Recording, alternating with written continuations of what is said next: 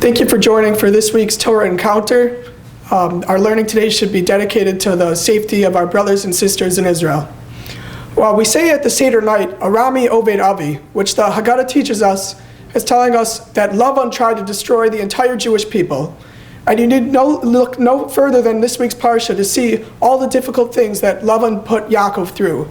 Laban switched Leah with Rachel. Laban switches Yaakov's wages as he works for him. And by the end of the Parsha, Laban pushes Yaakov so far that Yaakov almost explodes at Laban because he's so upset at him.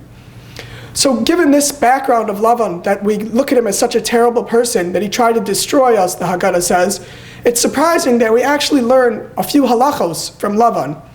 The Gemara in Ksubos tells us that when a woman gets married, we should give her a year to prepare for the wedding.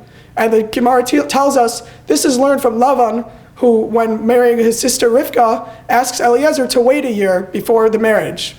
Furthermore, the Kitzur Shulchan Aruch tells us there's a custom to give a bride a blessing before her wedding, and this blessing that he quotes is actually the words of Laban himself.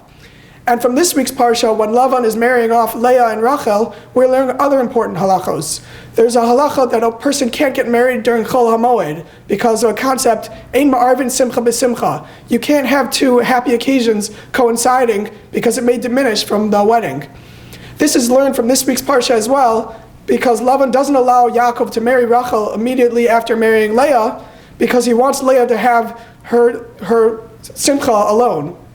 Furthermore, and perhaps the most famous halacha we learn from Laban, is Rashi quotes from Laban's statement to Yaakov, Malei Shavua Zos, to wait 1 week before marrying Rachel, that this is actually the source for Sheva Brachos, that the concept of a chassan and kala spending 7 days together is learned from Laban telling Yaakov to spend a week with Leah.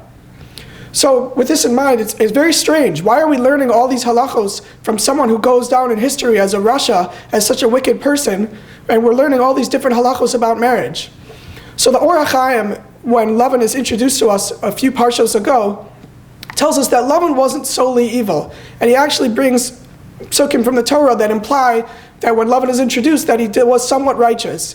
And the Or HaChaim explains that even though Laban was an evil person, there were still some positive things that we can learn from him. And with that in mind, even though we may know that Laban is a terrible person and he continuously tries to deceive Yaakov, there's one thing that we know about Laban, and that's that he's a person who cares about his family. It's clear that he cares about his sister Rivka, and it's clear that he cares about his daughters. And even while he may be a terrible person and he may be taking advantage of Yaakov, he still is a family man. And when it comes to learning about a wedding, and when it comes to learning about marriage, Laban could actually be a good example of how a marriage should be, about caring for one another. So the Mishnah in Avos tells us, Ezehu Chacham, Halomed Mikol Adam, that a wise man is one who learns from everyone. So as we saw, even though Laban may be this terrible person, there still are these positive traits that we can learn from him, especially when it comes to marriage and family. Have a good Shabbos.